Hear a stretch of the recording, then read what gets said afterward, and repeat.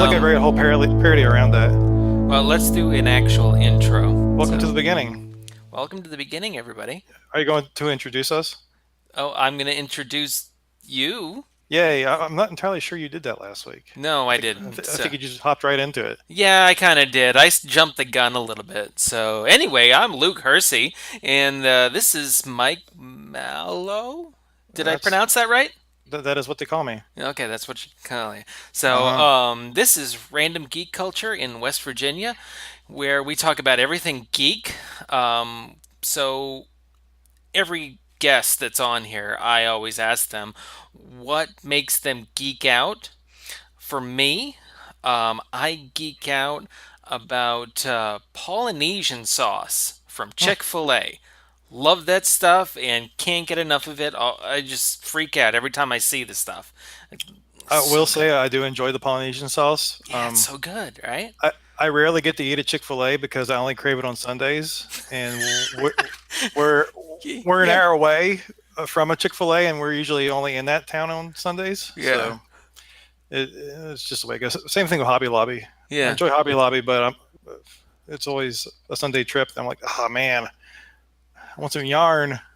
So, what do you geek out about, Mike? Right now, I am, and this is probably universal for West Virginia right now, but I am just insanely anticipating Fallout 76. Yeah. Last night, I started playing Fallout Shelter, which was a free thing that came out over the summer, and I've had it since then. But I just started playing it last night. It's a really good game. Yeah, it's I got a bug with the saving, which I think might be more my PlayStation than the game itself. But yeah, it's I spent 4 or 5 hours on it. I got Bella into it, and she just so into that game. She was doing nothing but playing that for like 4 days, and then she started freaking out and stressing out because people were dying and getting sick and unhappy, and she shut the laptop and she's never touched it again. I probably would have done the same thing because I've so far kept everybody alive and healthy. But I think when it comes that my first person dies, I'm just going to flip the PlayStation 4, be like, I'm done. And then I'm going to come back later and apologize to the PlayStation 4 because I still got to put Fallout 76 on it later. Yeah. So, anyways, I'm excited for that, and I fully intend to put it on the drive-in screen in Franklin once it comes out because I feel like that will bring the thing full circle. Yeah. I Playing Fallout 76 in the wilderness of West Virginia. Yeah, wouldn't it be cool if your drive-in would end up in the final make? Oh man, that'd be incredible because then I could go there in the game while playing the game on the drive-in screen, and then it'd be like a mirror looking at a mirror. It just go on forever, and then I would invent time travel based on that. There's no end to the portal. Time travel, baby, Time travel. So, to infinity. and to the next topic. Did you listen to Paul Simon's album? I did not do that one because I am Team Garfunkel. Hmm, Fight me on it. that's fine. That's fine. Actually, yeah, I like Paul Simon. I You can enjoy You Can skip it. Call Me Now. You can skip it. All right, And fair here's enough. why. Okay.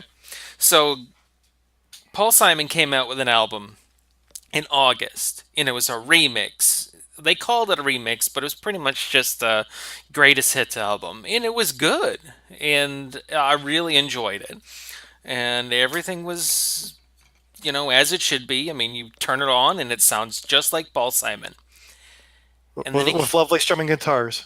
bass line and everything. And then because it was a remix, the dubstep kicks in and goes. I have a friend that's really good at the beatbox dubstep. Well, it's not me. Hmm. I am not that friend. No, you're not that friend. You could be other friends though. Eh, You could be more than one. You could be my podcasting friend. How's that? that seems undisputable. Hmm.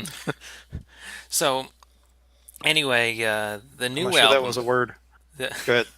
the new album is called "Into the Blue Light" or "In the Blue Light." I think it's "In the Blue Light." So you got pulled over by cops Yeah. Well, no, he's trying to make an album that's like a bluesy, jazzy feel. as opposed to. It's his I mean, worst what work he usually ever. does.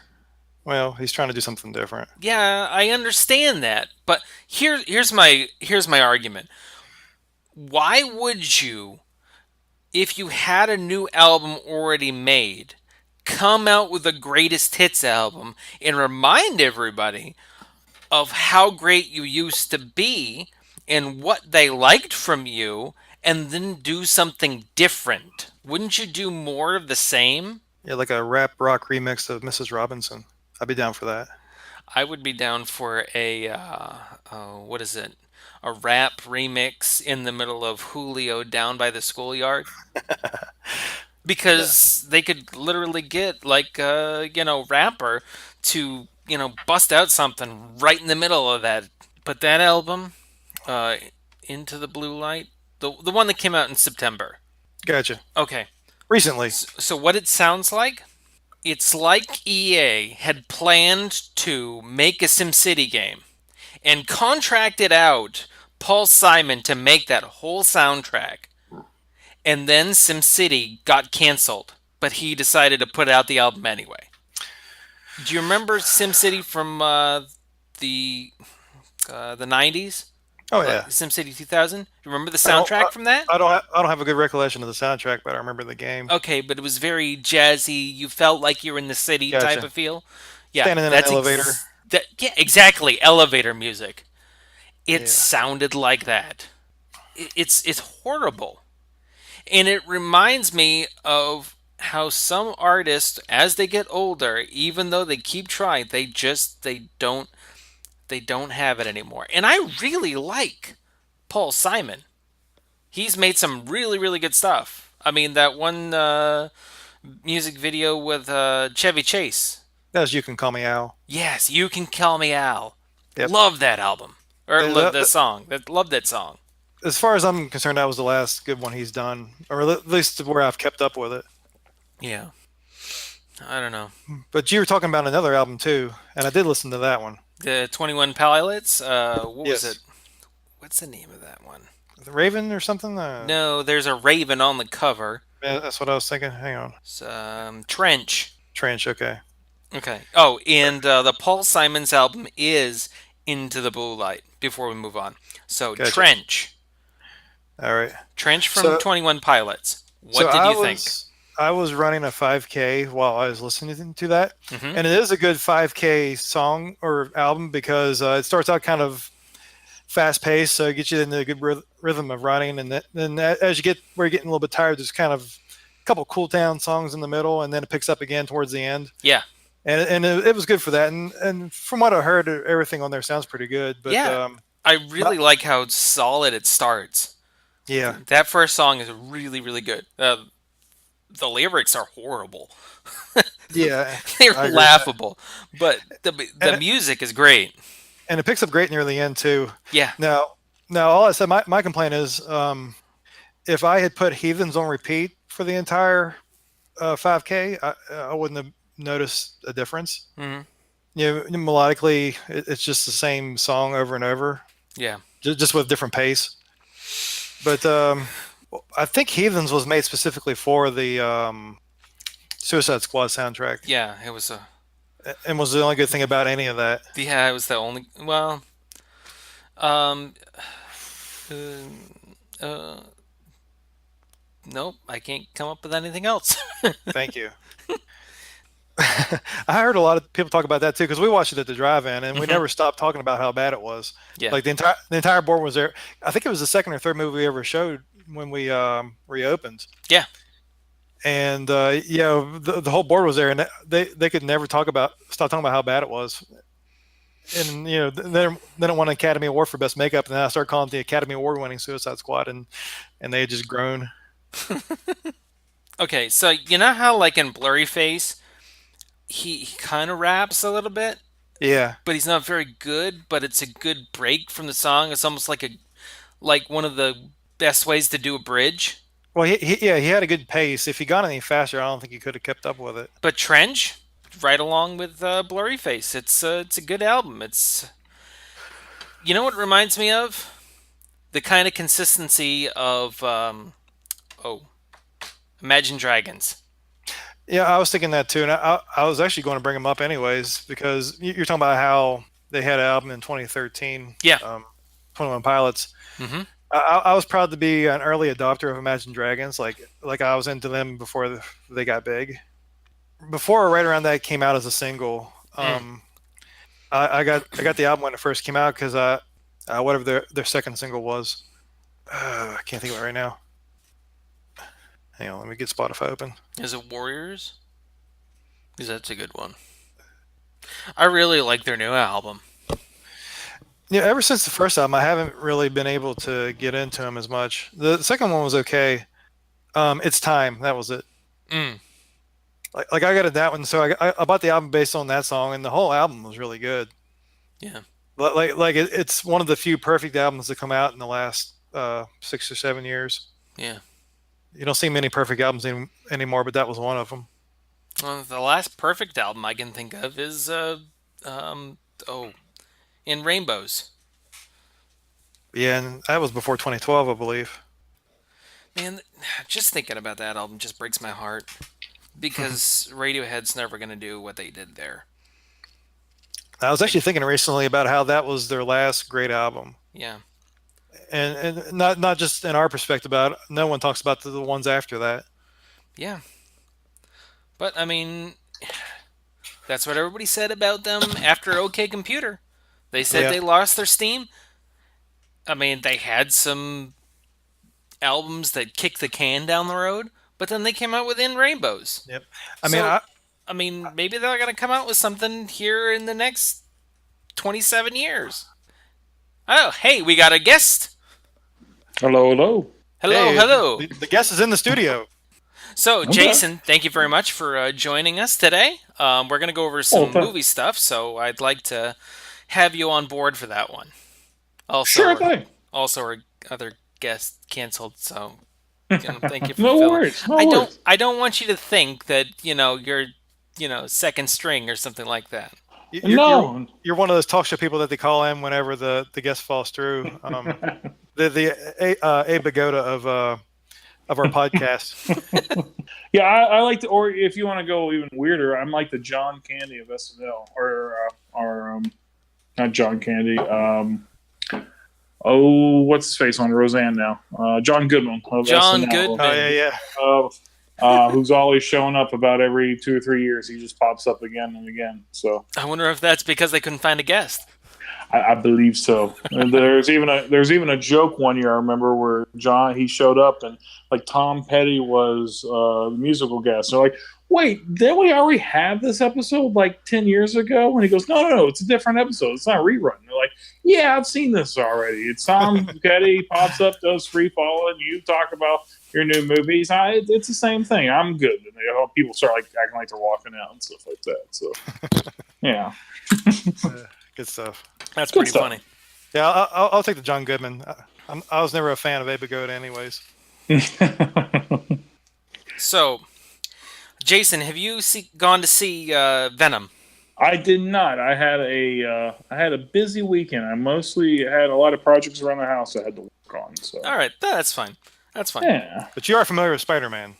I am familiar with Spider-Man and with Venom. I am curious, especially because I've heard mixed reviews. I've talked to a couple people who saw the movie who liked it, and but you read what's online and they make it sound like it's the worst thing in the world. So I'm curious. Did you happen to go see it, Luke? I did. I did. Let's hear it. I I want to go see it again. Oh, I liked it. really? I liked it. I Good. didn't love it. I, Okay. I thought maybe you're like, I want to go see it again because I didn't understand what was happening and I want to figure it out. No, Yeah. they were pretty obvious on the script. In fact, there's some All right. Marvel movies, some Avengers type movies that you don't really know what all's going on. This one, it was pretty True. obvious. Okay? Mm-hmm. Mm-hmm. So, one of the things that so after I watched the movie, I just took a whole bunch of notes because you can't Mm-hmm. really take notes while the movie lights are down and everything. So, Mm-hmm. let me tell you some of the things that I wrote down. Okay. All right. So, overall, better than Iron Man 3, Oh. better than Spider Man 3, better Okay. than Okay. both Hulks, but Yeah. yet Okay. all of those are a pretty low bar. I actually really liked Iron Man 3. Yeah, you know what? See, that's the thing though. And that's a movie that people were on the fence about, Yeah. were divided on. Okay? Yeah. Yeah. I And think Yeah. that's And where I you think that. separate. Good. Yeah, I was just gonna say, and I have a feeling the reason why you had a lot of people on the fence was the whole Mandarin um, That's what I was uh, going to say. switcheroo right there at the end, which I love. Marvel's, they do a reaction to it, just saying, "All right, you didn't like that we didn't use the real Mandarin, fine," and they gave you the Marvel short, all hell the king," in which you got to see the Mandarin. Have you seen that, Luke? I don't think so. Oh, it takes place if you got time. I forget which of the Marvel movies it's on, but or if you want it, I'm sure I've got it. I can lend it out to you. But it literally takes place about 6 months after the events of Iron Man 3, and it's Ben Kingsley. It's just all him, and it's like a 15-minute short where Ben Kingsley is in jail and he is reaping the benefits of playing out the Mandarin and all the fame and publicity and all this kind of stuff. Hmm. And this guy's doing a documentary, ironically, and the guy in the middle of the documentary is just saying, "Well, how do you feel about the real Mandarin?" And he was like, I'm not worried about it. And of course, I won't give away the whole thing, but the big thing that the guy kind of sets up is there is a real Mandarin, and he is probably going to kill you for what you've done. And it just gets like funny, but also like super serious. And I thought it was a perfect, like it would have been the perfect end Nod. credit scene for Iron Man 3 because of how everyone didn't like that ending because of the Mandarin. But I didn't mind Iron Man 3. And I like the switcheroo, but I could see why people would have a problem with the Mandarin story. Yeah, I think with it, that's how you could tell you're a comic book nerd from your movie Yeah, nerd. exactly. Because as a movie nerd, I love that. Yeah. If I were someone who followed the comics and knew about that character, I probably would have been. And I feel like that's where some of the problems are. I feel Okay. like some of the people that watch this movie are already invested in Venom as a character. Gotcha. Gotcha.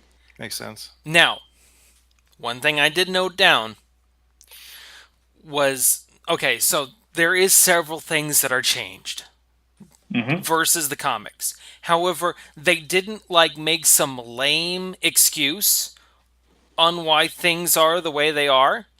They made real world application explanations for why things are the way they are. One thing without putting any spoilers out there Mm-hmm. is Eddie Brock is in San Francisco. And it Oh, explains why he's in San Francisco, or at least explains why he's not in New York. It See, I doesn't was really, wondering that too, but go ahead, go ahead. Sorry, yeah, that was like, because that threw me off when I first saw the first trailer. I was like, wait, he's in San Francisco and he's not a New York reporter? That's different. But again, I'm curious. I was curious, especially because he has the accent, doesn't he? yeah, Yeah. Okay. yeah. No, and that's the thing. It doesn't. It's not a lame excuse. It's not a good explanation of why he's in San Francisco, but it is a decent one. It's one that you would see for real world. It's essentially, I'll just go ahead and say it. He lost his job at the Bugle Okay. and out in San Francisco for this big news company was the only place that he could find a job. Got So, it. and we're dealing with the multiverse. We're dealing with, the Spider-Verse. Yeah. And in the Spider-Verse, things like this can happen. Things in the comic books have happened like this. Mm-hmm. I mean, shoot, in other universes, Peter Parker isn't even Spider-Man. In other universes, Eddie Brock and Venom are uniquely tuned, and the Mm-hmm. movie dives into that. And I liked Gotcha. it. Gotcha. Well, I'm curious. Now, there was some scary imagery and stuff, but I mean, truthfully, most kids that can handle an Avengers movie can handle this one. Okay. Bella, she's 10, and she's pretty sensitive to those kind of things. However, I told Cassie before she took her, I said, Bella's going to be scared throughout part of the movie, but it ends off hopeful. It explains it and it gives you peace of mind by the end of the movie. So much so that younger kids probably not have nightmares. Okay. Okay. There is one thing in it that almost raises the rating for it from in my book. Mm-hmm. There was a Wilhelm yell. Nice. I like that. Yeah. Uh, As soon as I heard that, I was like, okay, this in my book, when I hear that, I'm like, that is a movie that's not taking itself too seriously and knows what it is. yeah. Yeah. So, So, do you think you need to describe the Wilhelm yell to the viewers who do not know that? you know what, Jason? You're our movie buff. Can you Okay. explain to us what the Wilhelm is? Well, it's a series of it's a famous yell that you hear in most of 80s, 90s, 2000 films, especially sci-fi genre. It comes actually from I want to say a 1950s cowboy movie. Yep, and The his name was movie, Wilhelm. and the character's name was Wilhelm. And if you watch the clip, he's actually riding a horse through a river, and an alligator gets him. And of course, when he gets pulled under by the alligator in the film, he throws out some big old horrible yell. And that's the famous yell that you hear throughout all the movies and stuff. It's famous in Star Wars. And see, I believe it was Ben Burtt, who was the sound editor for most of our childhood movies, Star Wars, Indiana Jones, anything that we've listened to, was a huge fan of those movies when he grew up. That he, as a in joke, started adding that yell. But the funny thing is, such a recognizable yell that usually you start laughing whenever you hear it, or it just fades right into the movie so well. It's 9 times out of 10. It usually takes me 2 to 3 watching before I was like, "Oh crap, there was a yell right there." So Yeah, because it's also in a lot of Pixar movies too. Yeah, Pixar. yeah. Was it Buzz? He used Yep, it. yep. And I know all the Star Wars have it. Yeah, It's in Indiana Jones. All their movies have them. Anything with Lucasfilm usually has it. yeah. Because he likes to give a nod to something Yeah, that's so important in pulp culture. yeah. And that was all the Lord of the Rings have them too. I think you can listen for them. They're usually in the middle of the battle Yeah, cries pretty much any Yeah, sci-fi yes, or fantasy movies got it. yeah, yeah. So which I always got a kick out of right there. That's the fun part. That's usually the fun thing is just sitting around and seeing words popping up or I'm sure if you do a Google search of the yell, you can watch a 20-minute montage of just that yell over and over again I through believe it. different like movies and TV shows. Yeah, I even seen it on the Clone Wars TV show. They had it on there one time. I was like, yeah. oh, that's fun. So, but that, yeah. Well, that's interesting about Venom. Now, I had 2 questions going forward. So, Okay. obviously, I take it they set it up so they can have multiple sequels. Yeah. Um, As is required by. it can. It Yeah, doesn't have to, but it can. gotcha. And then my next question is, could this be kind of a backdoor into the Marvel universe if it does well and they eventually want to have that character show up in the MCU? Well, see, that's the thing. Okay, so we are dealing with a different universe than the traditional Spider-Man came from already. With Sure. our what's the kid's name? Tom Holland? Tom Holland. So we're already dealing with a different universe because there's no real mention of Uncle Ben, Yeah, and exactly. Tony Stark is pretty much the father figure or uncle figure Sure. of Peter Parker in this universe. So Sure. could Venom be part of that? Yes, but Okay, that's absolutely not. But okay. me as a nerd that knows about IPs, Yeah, they sure. Which I can't. get that. Which I get that. I get that. I assumed that if it made enough money and the MCU could find a way of using that character that benefits them, Yes. then that's what I was sitting there wondering. I was wondering is it good enough that the folks over at Marvel will be like, no, we'll go ahead and put him in the next Avenger, or in this case, it would be something else. Next Spider-Man and the third Spider-Man movie for fun, or something like that. I mean, truthfully, it's one of Sony's best films as far as with superheroes. Okay. Okay. See, I like that. It had a $80 million weekend, so Yeah, I expect you'll be seeing more of those. it's Okay. And especially for October, that's impressive. Yeah, I Yeah. think it's some type of record for October. yeah, and see, Okay. that's the thing. It's maybe not a critically acclaimed. Excuse me. It may not be a critically acclaimed movie, but it is a good enough movie that fans of superhero movies, not necessarily comic book fans of superhero movies will want to go see it. Gotcha. Okay. So go ahead. I was just reading here. It beat 80 million, like smashed the record of an October opening. The previous record was 55 million set by Gravity in 2013. Wow. Gravity came out in October. Oh yeah, I remember we went and saw it. That's a terrible release month. Yeah. I'm It did really surprised. well in October though. Well, Yeah. yeah, because there was no competition. Well, that's probably what it was. I mean, it grossed. Just click on it. I, 274 million. I remember you and me and your brother going to see it, Mike. And yeah, that was a really good movie. I'm It- it- surprised. In my memory, I thought that we watched that in the summertime. I didn't realize it was October. Yeah, have you seen that, Luke? Yeah, kind of. I mean, I've seen a little bit of. I haven't watched the whole thing. Well, I will say that is one it's like Avatar. You have to see it in the theater to really Yeah. appreciate it. Yeah, see, that's the thing. I saw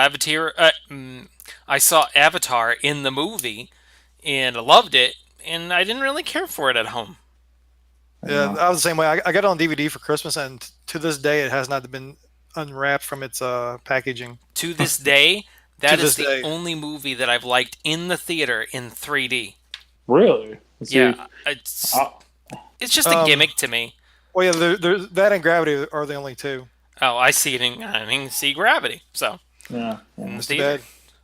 So you know how we came to the conclusion that Gravity we thought came out in the summer because it's that kind of movie. Mm-hmm. That's the exact same thing with Venom. Okay. It should have been a summer popcorn flick. And the only reason I think it did or didn't was because it would have had so much competition, it would not have done well. I agree with that. I don't think they're confident enough in the franchise to launch it in the summer. Plus, with Venom, you kind of have a built-in Halloween hook. Yeah, exactly. That scary imagery. Yeah, By the way, the banter between Eddie Brock and Venom, probably the best of the entire movie. I've heard that. Yeah, it's really funny. Some of the stuff that they do. He's like, why can't I eat them? And he's like, because he's a good person, but I need to eat food. It's funny. It's pretty good. So there was several extras that were in the movie, and they were kind of important to the plot that were really bad. They were not good actors. They cast them as extras and then they put them in, and I just it bothers me when an extra does not perform and then ends up in the final cut. But yeah, that's kind of sad to even hear that right there. That's a bummer to hear. So they had some cheesy one-liners, Mm, really bad okay. ones. Okay. Schwarzenegger-esque And one-liners. they were starting to really, really get to me in the theater. Mm-hmm.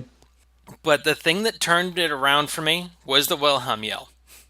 When I heard that, I was like, okay, all right. I almost think that they should have, and that's the thing, that's what they should have done. Not the Wilhelm yell specifically. But they should have done something to say that they weren't going to take themselves too seriously much earlier off in the movie. Gotcha. The Wilhelm yell is so Iconic. iconic, but yet almost has a cult following, a minor cult following, that some people will not have gotten that. And if I didn't get it until that point in the movie, there Hmm. might have been other people that saw this movie and was like, well, they took that movie way too seriously, and it's crap. Hmm. Hmm. By the way, if you've seen the trailer, did you see the chase scene, or did you take note of the chase scene?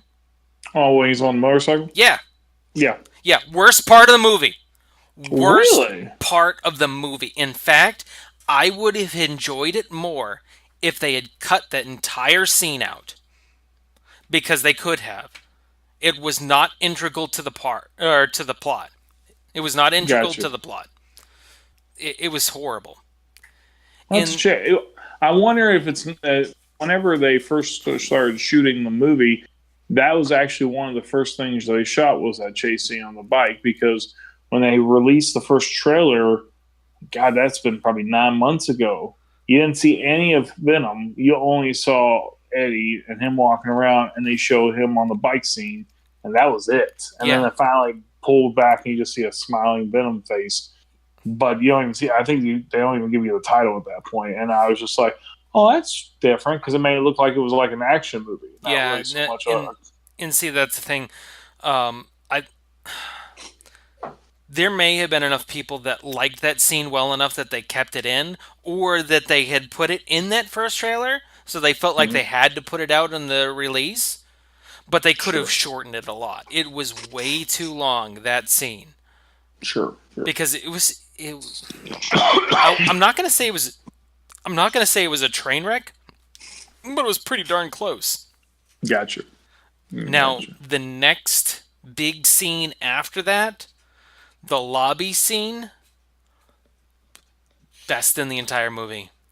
Hmm. It's like they quickly turned a 180 on that. Okay. They did their worst part, and then they did their best part. Now, the movie does go on a little bit longer after that. Mm-hmm. But that's the thing, though. It wasn't too long. That movie did not feel like, oh, I just want this thing to end. No, it kept right at that right under 2 hour mark, and it didn't feel too drawn out. It felt good. Gotcha. Well, There I is am. a go ahead. I was just gonna say, yeah, I don't know if I'll see it in the theaters, but if I can get a free night sometime this week, and who knows, tomorrow night might actually be that night. I will probably try to sneak away and see it myself. Just Well, I can't take the kids because Marion had a hard time with Ant Man and the Wasp, so yeah. I don't think she'll be able to handle Venom too well. Well, this movie, there, I try to go see movies in the theater that I will feel bad not seeing it in the theater. Okay, Mm-hmm. this Mm-hmm. is not That one of makes them. sense. You Oh, you could see this in the house and be perfectly fine and not miss anything. okay, okay, So if you have time to go see it, it's worth a movie ticket. If you okay. don't, you're not going to miss anything if you miss it now and see it in 6 months in the house. In fact, it might Gotcha. have been a little bit better in the comfort of your own couch. There is two credit scenes, Mhm. and the Of first course. credit scene, the mid credit scene, has a Mm-hmm. cameo from a headline actor, and it's really good. It's worth watching, and it's Is it? also a teaser for a next movie. But not Nick Fury. No, it's not Nick Fury. Boo. Boo. The after credit scene has nothing to do with Venom. Oh, It's act oh, it's the other movies they're pushing. Yeah, it's the Into the Spider Verse, which Oh Gotcha. yeah. I suggest if you have time, stay and watch it because it makes you want to watch that movie even more. I watched the Okay. trailer for it the other day. It does seem interesting. Yeah, and I didn't notice it watching it on my computer. They put a color dot effect from like you would see on the comics. Oh Uh-huh. yeah. They put a color dot effect on everything. You Huh. don't notice it on the computer or commercials or whatever, but on the big screen, you're like, oh, that's kind of cool. The It's halftone effect. yeah, yeah, I really liked it. The final fight Yes. Really, really hard to track. Do you remember? Did you see Black Panther? Yeah. Yeah. And did you see how hard it was to track on that final fight? Hmm. Yeah, there Yeah, was a lot going on there. same Well, thing. it's dark suits and they're in a Yeah, cave type thing. there So was a little variation between the two, but and part of it seemed like it was supposed to be a little confusing, but it was overdone. It's like the original Hulk. The final fight of that was I couldn't follow that at all. Yeah. Are you talking about the original or the one with The, Norton? no, the original, the Ang Lee version. Oh, yeah, I that hate was hard to that one. watch. So And, yeah. and I watched it at the drive-in, and Oh, the scene was so dark you couldn't even tell what was happening. yeah, that'd be even be the worst case scenario right there.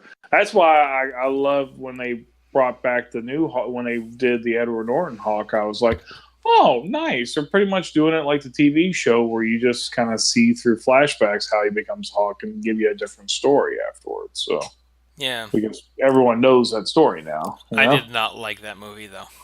Well, I thought it was better than the Hawk, like Mike said, the first one. It started out good. It started off good. The problem, and Luke, I don't tell you this, but I didn't like that movie either. But I love the Incredible Hulk. It's one of my favorite Marvel characters. So I was, Mike will tell you, I do this occasionally. I get bored and recut movies for fun, and I sat down and I recut the Incredible Hulk and tried to make it. A, I made it shorter, and B, I cut out all the boring stuff and just pretty much did the main story and added a bunch of deleted scenes that I was shocked they cut out that made it much more interesting. That kind of pulled you into the story some more. I have to let you borrow and take a look at it if you have a free night. Did you ever see the since this is a hobby of yours? Did you ever see the recut of Tommy Sheep? No. Somebody took Tommy Boy and Black Sheep and meshed it together. Pretty much it has no story elements from Black Sheep, but it extends the movie. Tommy Boy? Yeah, it extends Tommy Boy. Oh, I would That's like funny. that. Yeah, go find it. It's really good. Okay. I think it's called Tommy Sheep is Okay. what it's called. Yeah, because I don't think it's called Black Boy. Yeah, that probably wouldn't, fly too well, especially in this day and age. Yeah. But I mean, no, and recuts are really good. I mean, you got Topher Grace. yeah. Since we're talking about Venom, Topher Grace.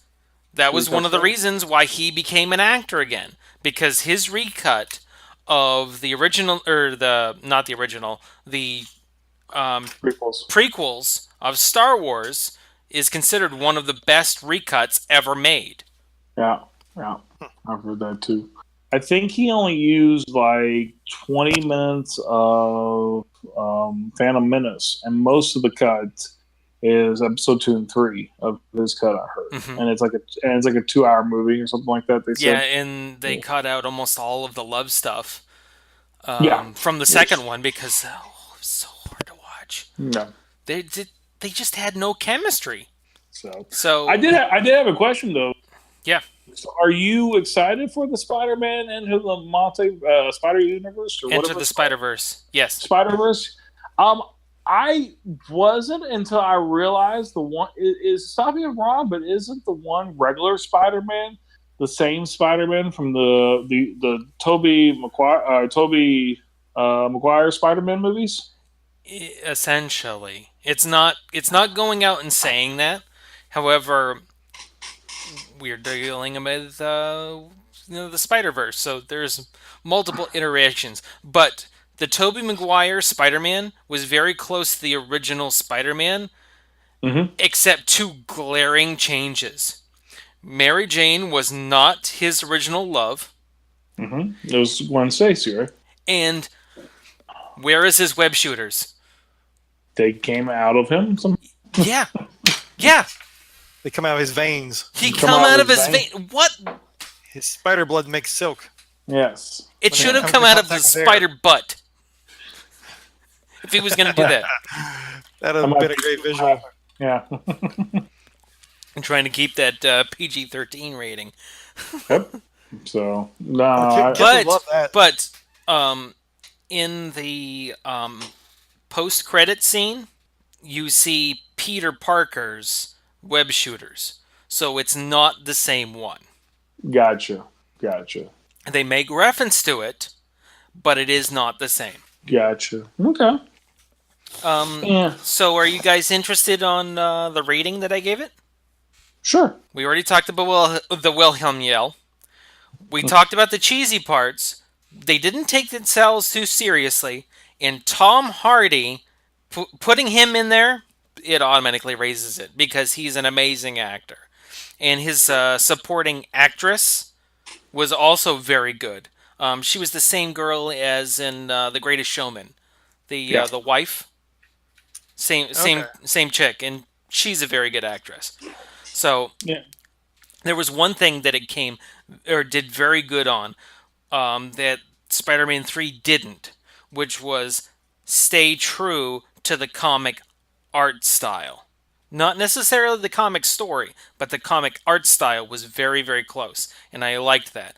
They also did not use spider powers with Venom, because in this point in the story, he hadn't interacted with Spider-Man, so that's actually pretty good. I liked that they did that. So that all being said, I'm going to give that a B-. That seems like a fair rating. I mean, it's a decent movie. It's worth watching. It's not a train wreck, and it's not as bad as I said that. Or I saw this one reviewer. He said that it was like Venom was a horrific train wreck that should be destroyed with fire. Sorry. So he gave it a B- as well. Yeah. See, that's the thing. Some reviewers, they are way too harsh on movies just to get ratings. So, guys, we have gotten our first write-in question. Oh, okay? And Jason, you can take part in this too. Okay. And Mike, I think you'll like this as well. All right. So, what actors, DC characters, and Marvel characters? So this is like a trivia thing. This is a trivia thing. Okay, so when I saw that question, I decided to possibly make this a regular segment in the series. A bit of geek trivia. Okay. Before we start, I would like to preface this. There's a lot more than you think, but not all of them are from true DC comics. They're from their extended universe, like graphic novels and stuff. For instance, Natalie Portman and Hugo Weaving, they were both in V for Vendetta. I don't really want to count that. Yeah, I want to count actual like Superman, Batman, that kind of thing. So go ahead. Any Watchmen people either. Yeah, exactly. Let's stay away from that. Well, the easiest one off the top of my head will be Ryan Reynolds. He was both in Green Lantern and, of course, Deadpool is the Marvel side of it as well. That's a good one. He's on my list. Yep. You want me to keep going, or? Yeah, go ahead. Actually, you know what? Let's hear from Mike. Yeah, go ahead. Let's see if Mike can come up with one. I'm actually drawing a blank right now, and I'm actively cheating too, and I can't think of anybody. Okay. Oh, I'm going to come up with one or present one. Ben Affleck. Yep. Yeah, he was Daredevil and Batman. Yep. You know, I went to him first, and I couldn't think of Marvel. The Marvel one, which now is obvious, and I feel stupid. I've been shamed by this question. No, that's fine. It's one of those ones because when you start looking at the list, it is higher than what you think. Let me think here. Who else would you have?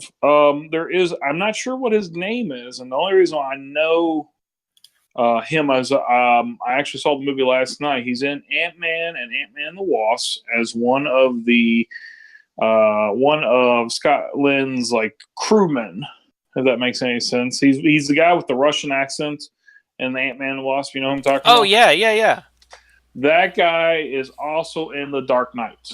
He Yeah. is. He's the escaped mental patient. Yep, he's escaped mental patient that Joker Yeah. has the Batman's girlfriend's name on, and pretty much sending a message type thing. So that's another one that I kind of was like, oh crap, he's in this too. So, but he's like a B actor that you just see him in a lot of movies, but I don't think he's like super famous yet. So I have an A actor that you may not think of. okay, go for it. Who's that? Lawrence Fishburne. He was in Man of Steel. And he was in Ant-Man. Oh, I got one more. I do have one more. Go ahead. Sorry. No, go ahead. I want to confirm this before I say anything. You also have the original Batman.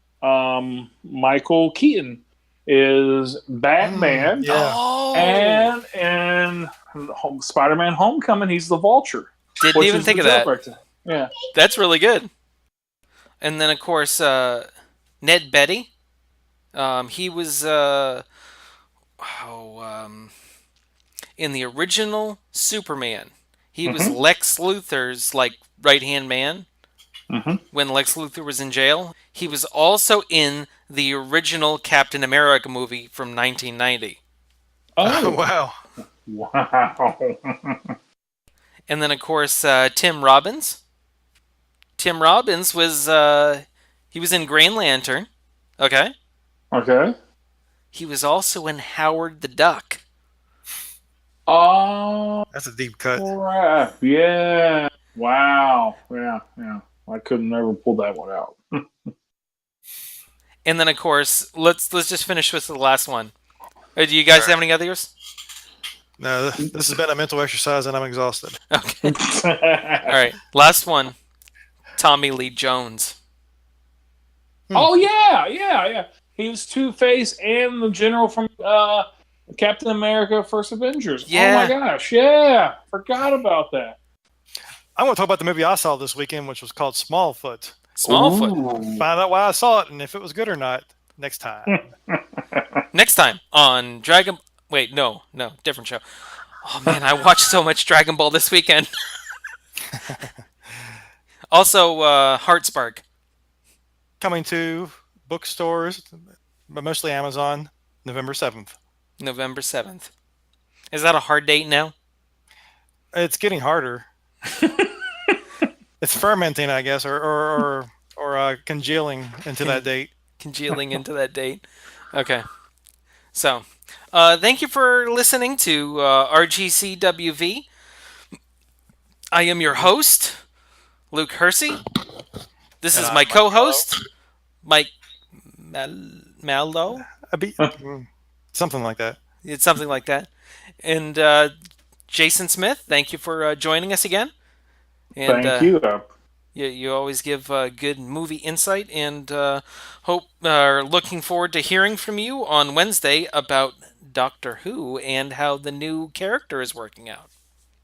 So I can't wait to talk about it. It's going to be a lot of fun. Welcome to the end, everybody. Welcome to the end. Jason, you want to say welcome to the end? Welcome to the end. Thank you once again for listening to RGCWV. If you'd like to reach out to us, please email us at randomwvgeek@gmail.com. Again, that's randomwvgeek@gmail.com. Or you can text us to 304-566-9777. Again, that's 304-566-9777.